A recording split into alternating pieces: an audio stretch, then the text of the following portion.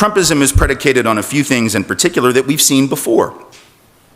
The first is, of course, nostalgia. It is first and foremost a nostalgic movement, right? That's why the hat says, "Make America Great Again," right?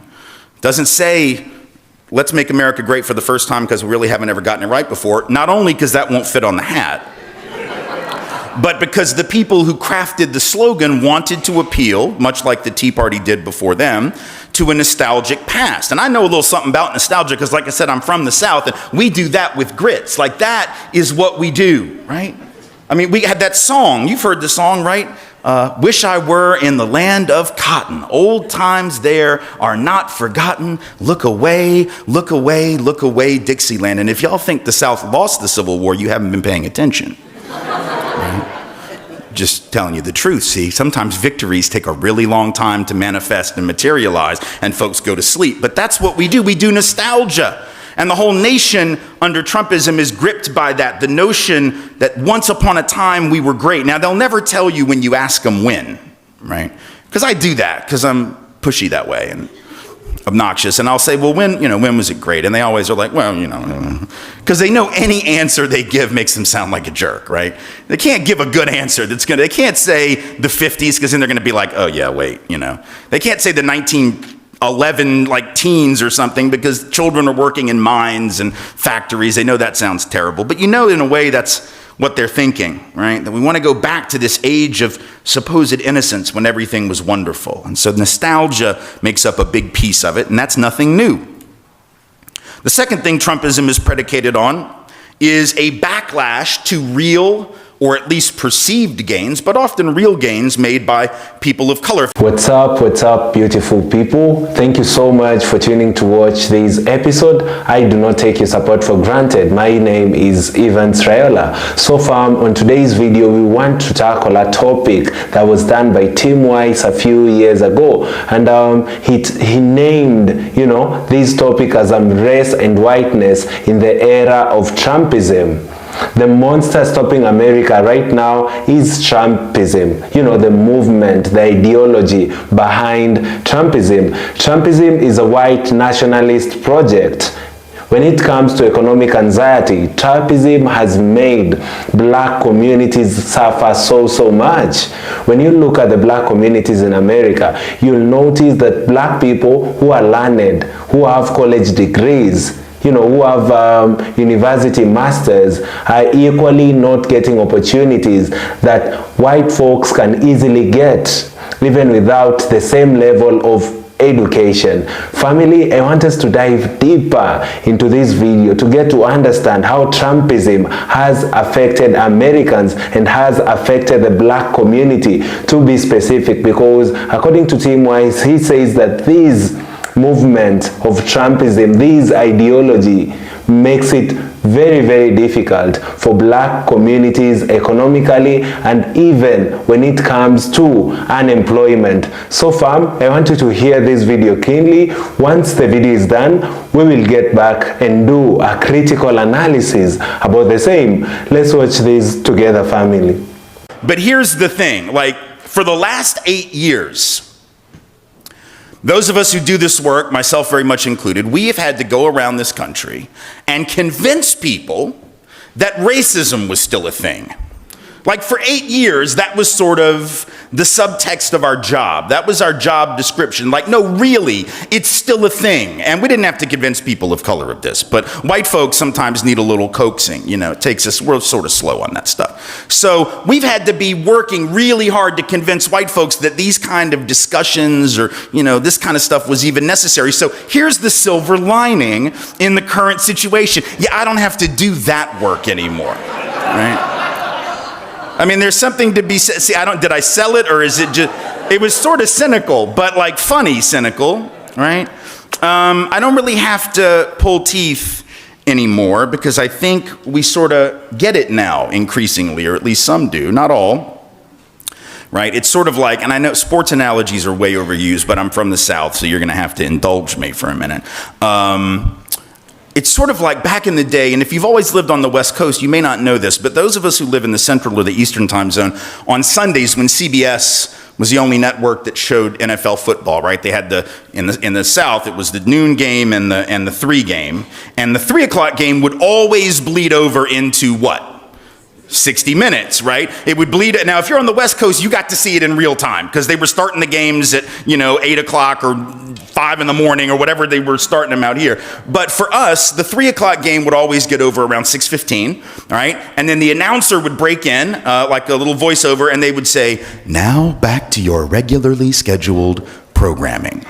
That's sort of what the election of Donald Trump is, y'all, and I need you to understand it is back to your regularly scheduled programming. All this other stuff for 8 years, that was like D.L. Hughley said this better than I did. He said it's sort of like going to a Broadway show, and that's the intermission, right? And then the intermission's over, and it's like, back to the show, right? And the reason it's important for me to say this is I think in the last several months, people have been paralyzed by this fear, understandable, but a fear that is rooted, at least in part, in the idea that this is a really new deviation, right? That this is some new, uniquely dangerous moment in American history, right? And one of the things that I do want to say that perhaps, I don't know if it's optimistic or just trying to put things in perspective, right, is that one thing this is not is new, right?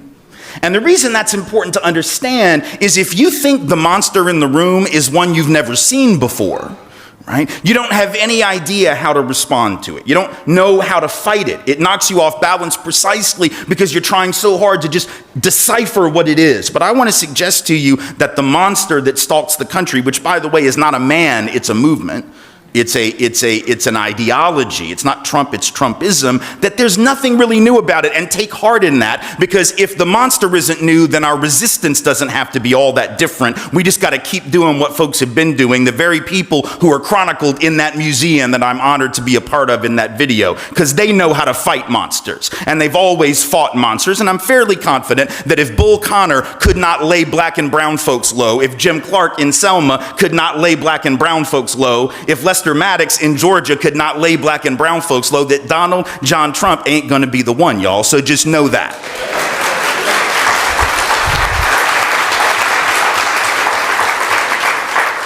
So let's understand Trumpism, and first let's dispense with some of the nonsense, right? Because there are still a lot of people who would have us believe that everything I just said, however much it might be pretty rhetorically, that it isn't really fair, because after all, it's not right of me to suggest that Trumpism is first and foremost a white nationalist project. That it's not, oh, I hadn't said that yet, but I just did. But that's not fair, Tim, because, you know, these are folks who are first and foremost motivated by their economic anxiety. Here's how we know that that isn't true. Right. First, we know it's not true because if Trumpism were rooted mostly in economic anxiety, black and brown folks would have been lined up around the block to vote for him, right?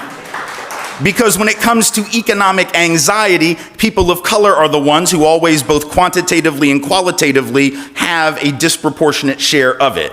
African American folks, even who have a college degree, almost twice as likely as whites with a degree to be unemployed, regardless of major, by the way. Latino and Latina folks with a college degree, 50% more likely than whites with a degree to be out of work, regardless of major. Asian Americans and Pacific Islanders with a degree, 23% more likely than whites with a degree to be out of work. Our indigenous brothers and sisters, 2/3 more likely to be unemployed even when they have a degree relative to white folks. So if economic anxiety were the principal driver, this would have been a multicultural, multiracial movement, unprecedented in the history of America, and I think it is safe to say that that is not what we saw. That isn't to say economic anxiety isn't in the picture, though, right? See, this is the mistake we make in this country, I think, sometimes when we talk about class and race as separate phenomena, that we ignore that, yes, it was about economic anxiety, but only in relation to a backdrop of white supremacy and privilege. And what I mean by that is that white identity for hundreds of years, going back to the colonial period, has been about the connection symbolically of whiteness to a form of caste superiority even when one's class position was wanting and lacking, right? In other words, it was the way to tell even the poorest white person that you're better than even the best off person who isn't designated as white. It was what W.E.B. Du Bois would later call the psychological wage of whiteness. And that is the coin of the realm in this culture and has been for a very long time, especially if you're suffering, right? Because if you're rich, this is redundant, right?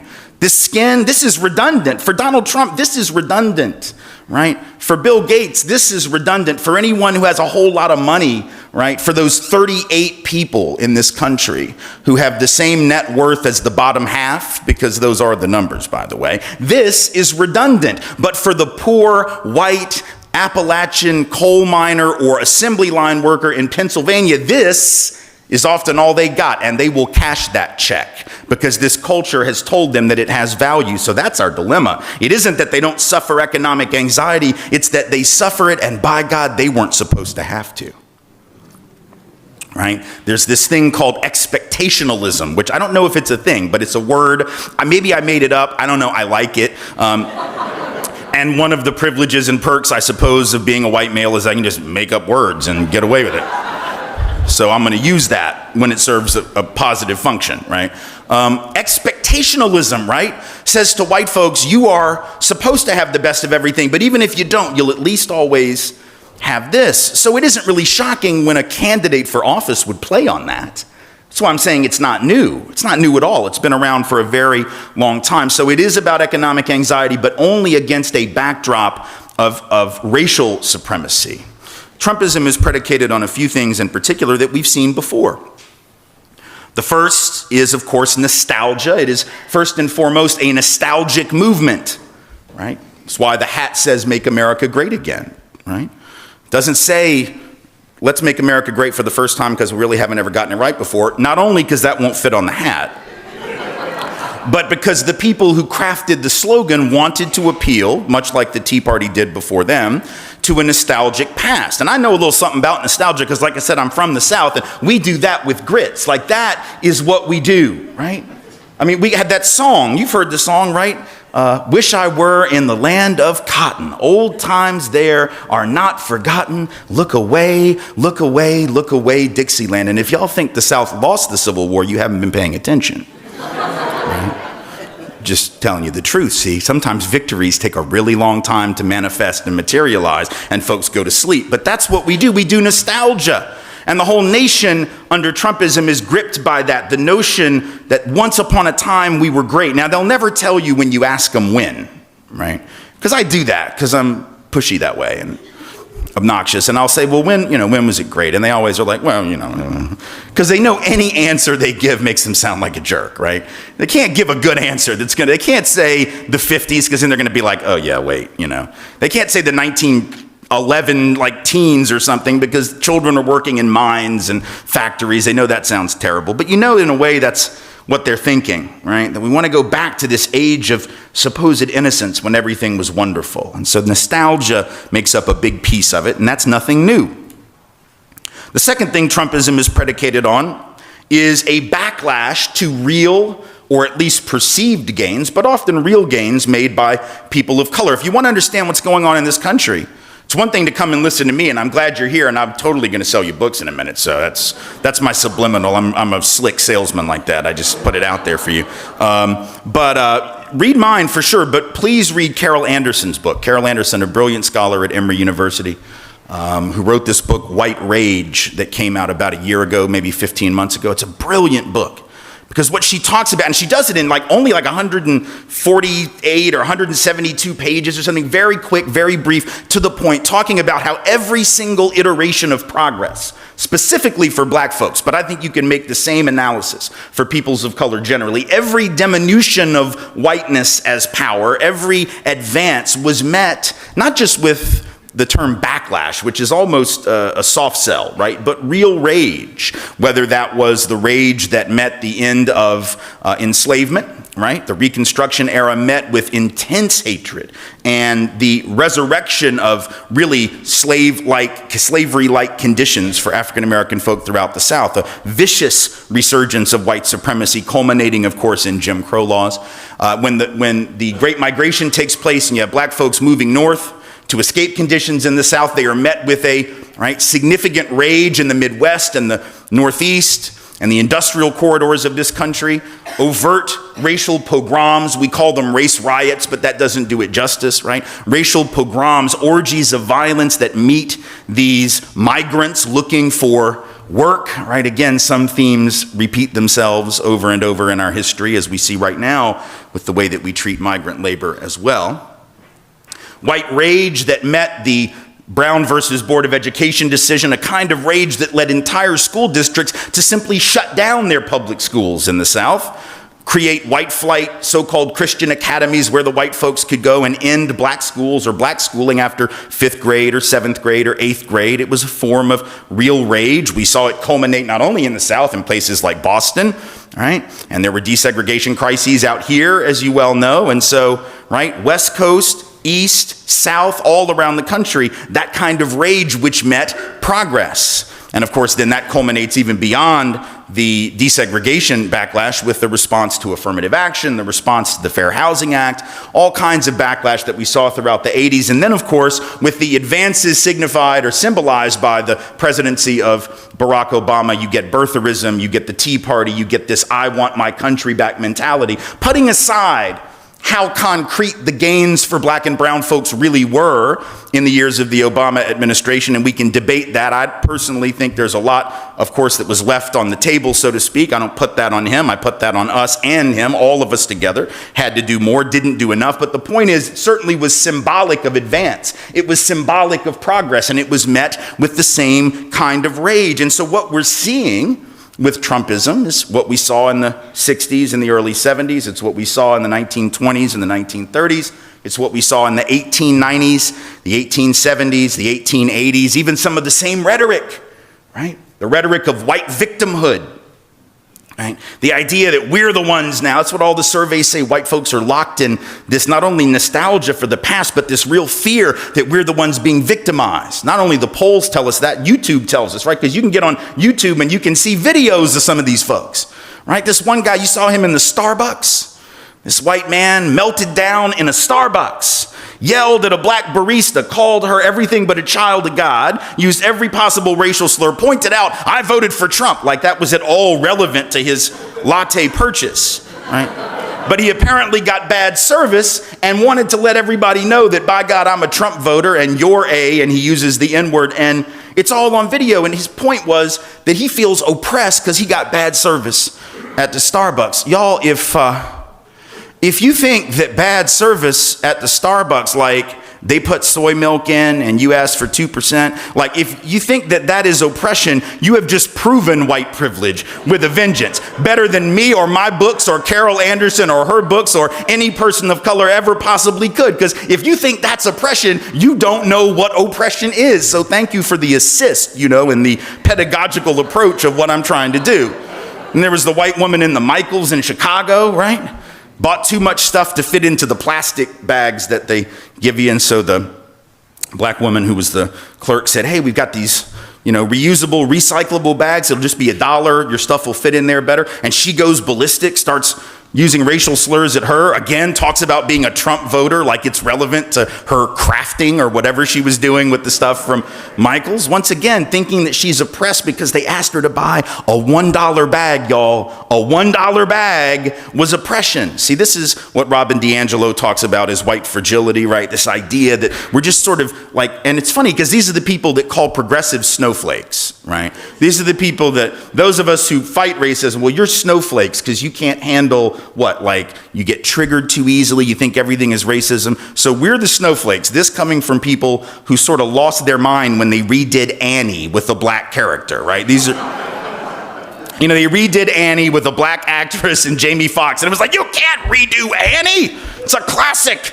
She's an orphan and she has red hair, and then They made Rue black in the Hunger Games, and we're like, oh, no, no, no. You can't do that. So, sort of interesting when you call someone a snowflake and you melt that easily. But that's sort of where white rage is. It's gotten to this absurdity, but it's always been there. It was Justice Joseph Bradley of the Supreme Court in 1883 who first coined the concept of sort of reverse discrimination against white people when he, along with his colleagues, threw out many of the Reconstruction era civil rights laws by saying that it was time for the Negro to stop being the special favorite of the law and join the rest of us as mere citizens, right? This is sort of ironic considering that up until a few years before, only whites could be citizens and were considered as such. But now all that special treatment, the Freedmen's Bureau, which lasted about a minute, and the Freedmen's Bank, which lasted about another minute, was too much favoritism. So again, this stuff has been around, and I want us to remember that because folks fought that then, and we don't have to be disheartened now. It's really not a unique moment. It just goes to show that, as I think we might all know, Donald Trump didn't really think of something new, right? This isn't some new stuff, right? It's a lot easier to fight the monster when you've seen him before. That's all I'm saying. The third thing that Trumpism is predicated on is this long-standing divide and conquer thing. Now, I think I probably talked about this last time I was here, and I looked at the video this morning because I don't want to repeat myself. But then Albert, my buddy, he says to me, Tim, when the Stones play, they still do Satisfaction. So I was like, okay, all right. Well, I'm not Mick Jagger, and y'all ain't paying me like the Stones, but if I did repeat this, if I am being repetitive here, it's because it's an important tune and an important note to hit, right? The history of the country is the history of rich white men telling not rich white people that their enemies are black and brown. I mean, that's America sort of in a nutshell when it comes to race and class, right? If you had to put I don't know, it may be too many syllables for a haiku, but it's like basically if you had to come up with a very short phrase that you could, I don't know, maybe too long for a bumper sticker also, but it's the history of America is the history of rich white men telling not rich white people that their enemies are black and brown. It begins in the colonial period, right, when whiteness wasn't even a thing yet. There was no white race. We didn't love each other. We spent most of our time in Europe killing each other. The English hated the Irish hated them back. Northern Italians didn't consider Southern Italians to even be Italians, right? The Germans hated everyone, and the feeling was quite often mutual, right? I mean, the history of Europe was sort of the history of killing one another and looking for the witch, alternately. That was the other thing we did a lot. We didn't consider ourselves one big happy family. But all of a sudden, in the middle of the 1700s, there becomes a need for this thing called the white race. Well, what changed, right? What changed was rich folks looked around, started counting, and realized they were heavily outnumbered. When you take African enslaved folks, European indentured servants, just one level above enslavement, when you look at other peasants in the European group who maybe weren't indentured, you put them together, they outnumber the elite, right? You had a handful of folks that owned all the stuff, and everybody else working for them. See, some things really don't change. 400 years on, we're back to that, right? And so they looked around and realized they had to figure out a way to get some of those poor Europeans on their team. They create the notion of whiteness, the white race, give out little perks here and there. You can enter into contracts, testify in court. You can vote, at least if you're male. We're going to put you on the slave patrol to keep those people in line, right? It's not real power. You're on the slave patrol. You don't own the land, right? And this is important in an era of police misconduct in our country to understand. This is the bright line of the first iteration of law enforcement was slave patrol, right? And black and brown folks know that. See, knowing your history is really important because I gather that a lot of white Americans don't know that history that stretches from slave patrols to the present. And if you don't understand that, and you don't understand the way in which black life has been discounted so regularly, then a phrase like, let alone a movement like Black Lives Matter won't make sense to you, right? And then you'll say things like, well, but what about my life? But all lives matter, don't I? But what about me? I know all lives matter, precious. I know. I got 2 white children. I know.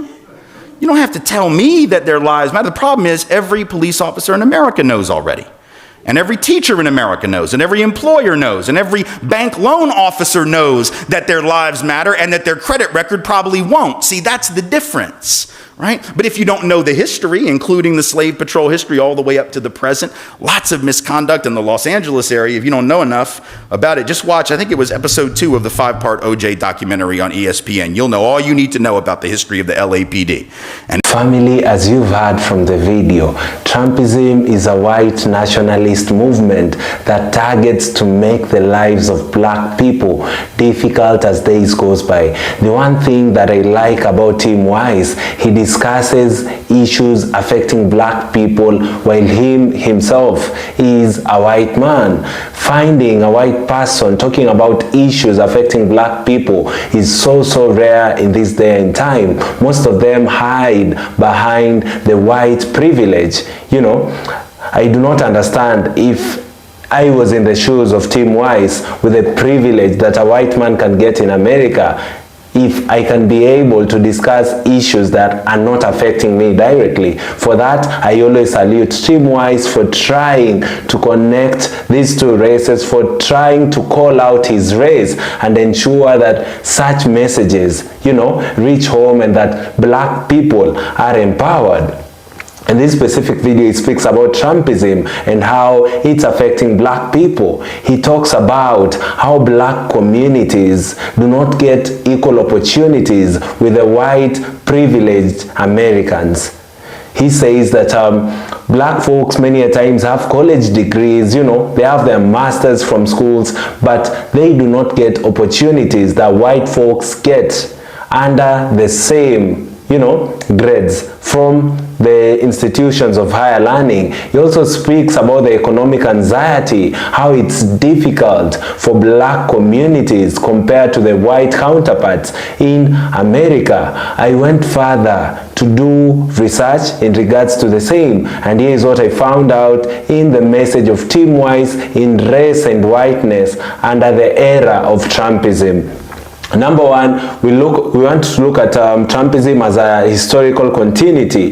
Trumpism isn't new. Tim Wise emphasizes that Trumpism is not a political anomaly. It's part of a long tradition of white backlash in America. According to Wise, after Reconstruction, the rise of Jim Crow, you know, that was the continuity. Then after civil rights gains, the Southern strategy and Reaganism, then after Obama, now we have Trumpism. He proceeds to say that Trumpism is the latest expression of white fear whenever black or marginalized group make visible progress.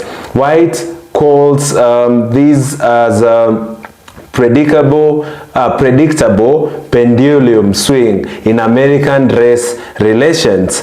And when we move further, he also tries to speak about white identity, how politics is being rebranded. Tim Wise explains how Trumpism is white identity politics cloaked in patriotism, nationalism, and traditionalism. Make America Great Again is his view code for Make American White Again. You know, family, weirdly, when you look at the previous episode, you'll notice a pastor, the late pastor Stephen Darby, also spoke about the same. He says that Make America Great Again was an initiative to oppress black people. And when you hear what Tim Wise has said, there is a close relationship to the same. Because for Tim Wise, he says that Make America Great Again, in his view, is a code for Make America White Again. The goal of this movement has always been to suppress, or rather oppress, the black communities in America. It leverages coded racial languages, crime, law and order, immigration, and then the real Americans. He argues that Trump doesn't have to say the N-word or openly promote white supremacy. Instead, he activates white fear through subtle clues, what Wise calls dog whistle politics. You know, there are ways that they push their agendas. They do not push white supremacy, you know, directly. they'll start movements like the MAGA movement, and you wonder and ask yourself, when was America even great? You know, and what years was it great, and why do they want to make America great again? And that way, he said that Trumpism is a nostalgic movement. The MAGA movement, very nostalgic. They believe we were once great and they cannot say when. When you ask a MAGA supporter, a MAGA voter, when was America great? Why does Donald Trump want to make it great again? The whole idea is to make it more white again. The whole idea is to push white supremacy in America. Weiss also explores the psychological drivers behind Trumpism, especially among the working class and the middle class white Americans. He says many grew up expecting to be better off than their parents. As globalization and automation changed the economy, their real status declined. But instead of blaming economic elites or structural capitalism, they were told to blame immigrants. They were told to blame black people and diversity programs. Tim Weiss says it's about the fragile entitlement. People who feel cheated out of what they were told they deserved. You know, and he also tackles the myth of reverse racism. Weiss often critiques the idea pushed by Trumpism that white people are now the victims of discrimination. How is that possible? You know, these are some of the ideologies that are pushed with Trumpism. How is it possible that the white folks are now the victims, you know, of discrimination? Trumpism frames the affirmative action, immigration, and social justice as attacks on white people. It redefines white people as the new underdogs, a narrative Weiss describes as dangerously delusional. There's a difference between losing an earned advantage and being oppressed. Trumpism confuses the two. They do not know the difference between losing an earned advantage, which is the white privilege, and being oppressed. You know, they now want to attack immigrants. They want to push immigration laws because they feel attacked on their white people. They feel like the white privileges are now going down and down as days goes by. Weiss warns Trumpism is not just about race, it's about control. It fosters anti-intellectualism, contempt for media, and disdain for democratic norms. It fosters, the movement rallies around a strongman leader who promises order, purity, and restoration. He compares the racist movements in history, which also rose in times of economic uncertainty and cultural change. Lastly, he also tackled this topic on the solution now, from a solution level, radical honesty and racial truth. Tim Weiss doesn't believe Trumpism can be defeated. With moderate, polite dialogue, he calls for confronting white denial about racism and privilege, educating white Americans about their own history of inherited advantage. I also saw a video some time back of this guy, this white scholar, I forgot his name. He, at some point, he mentioned that even white Americans do not know their history. You know, the same people who changed the cultures of black people after the transatlantic slave and changed and taught them their history, they actually do not know their own history. Tim Weiss says for us to find a solution, we need to educate white Americans about their own history of inherited advantage. Then he also thought that building multiracial coalitions committed to economic and racial justice will also act as a great solution in this regard. He believes that until white Americans are willing to face historical truths and let go of racial superiority narratives, Trumpism will survive in some form. Family, thank you so much for watching this video till this point. Kindly like this video so that it can be recommended to other YouTube users, and I'll be very grateful. I'd also request that you all comment down below and let me know what you think about race and whiteness in the era of Trumpism. Lastly, I'd highly request that you do consider subscribing to the channel. The goal of the channel has always been to talk about our history as black folk, you know, talk about black empowerment, and to ensure that we tell our stories our own way, because